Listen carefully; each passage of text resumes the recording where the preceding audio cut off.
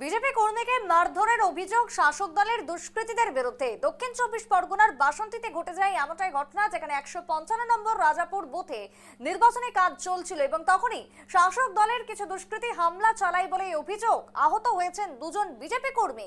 পাশাপাশি ৪ তারিখ ভোট গণনার পরে বিজেপির কর্মীদেরকে মারধর করার হুঁশিয়ারি দিয়েছে শাসক দলেরই দুষ্কৃতীরা। অভিযোগ, গোসাবার বিজেপি প্রার্থী বিকর্ণ নস্করের আগামী ২৪ ঘন্টার মধ্যে অভিযুক্তদের গ্রেফতার না করলে ধর্নায় বসবে বিজেপি প্রার্থী, এমনটাই হুঁশিয়ারি বাসন্তী থেকে উঠে আসছে। বাংলাতে প্রথম দফায় ভোট রয়েছে আগামী ২৩ তারিখ, তবে দ্বিতীয় দফার ভোট আগামী ২৯ তারিখে রয়েছে। তবে তার আগে রীতিমতো উত্তেজনা, শাসক বিরোধী তরজা, হাতাহাতি, মারামারিতে থমথমে পরিস্থিতি বাসন্তী। দক্ষিণ ২৪ পরগনার বাসন্তী এই মুহূর্তে যে ছবি, ১৫৫ নম্বর বুথ রাজাপুর, সেখানে নির্বাচনী কাজ চলছিল, তখনই হামলা দুষ্কৃতীদের এবং অভিযোগের তীর শাসক দলের দিকে বিজেপি।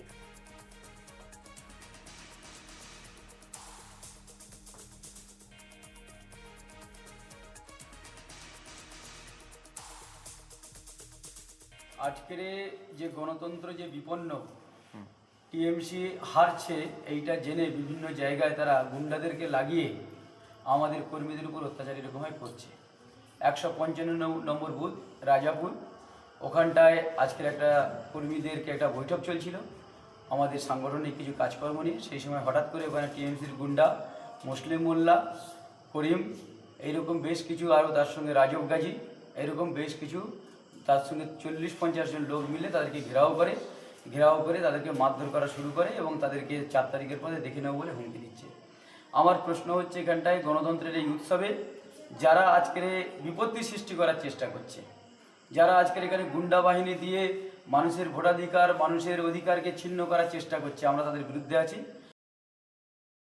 বিজেপি কর্মীর অভিযোগ আপনারা শুনলেন। টেলিফোন লাইনে রয়েছে এই মুহূর্তে সৌরভ বিশাল, আমি কথা বলে নেবো সৌরভের সাথে। সৌরভ, ইতিমধ্যেই দক্ষিণ ২৪ পরগনার বাসন্তী, সেখানে ভোটের আগে ফের উত্তেজনা, মারধর, হাতাহাতি, তৃণমূলের দিকে অভিযোগ বিজেপির, ঠিক কি হয়েছিল? সত্যি তোমাকে আমি জানিয়ে রাখবো, গতকাল গোসাবা বিধানসভা কেন্দ্রের ১৫৫ নম্বর বুথে রাজাপুর এলাকায় একটি নির্বাচনী সভা ছিল বিজেপি কর্মী সমর্থকদের, এবং সেই সভায় এই শাসক দলের যে দুষ্কৃতী আছে তারা আচমকাই হামলা চালায় এবং গুরুতর জখম হয় দুজন বিজেপি কর্মী এবং তাদেরকে উদ্ধার করে চিকিৎসার জন্য নিয়ে আসা হয় গোসাবা গ্রামীণ হাসপাতালে। তবে এই ঘটনাকে কেন্দ্র করে এলাকায় ব্যাপক আতঙ্ক ছড়িয়েছে।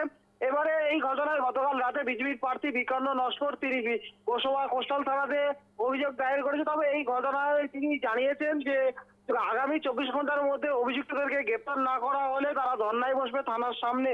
তবে পুরো ঘটনার তদন্ত শুরু করেছে গোসাবা থানা কোস্টাল।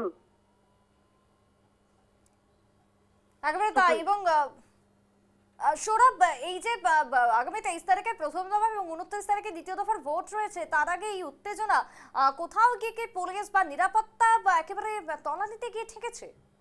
একদমই নিরাপত্তা আতঙ্কে ভুগছে বিজেপি কর্মী সমর্থকরা। তারা জানিয়েছে যে ২৯শে এপ্রিল আমাদের দ্বিতীয় দফায় ভোট পশ্চিমবঙ্গের দক্ষিণ ২৪ পরগনায়, এবং ৪ তারিখে গণনা, এবং গণনার পরে ওই বিজেপি কর্মীদেরকে মারধর করার অভিযোগ আছে এবং মারধর করবে বলে হুঁশিয়ারিও দিয়েছে শাসক দলের দুষ্কৃতীরা।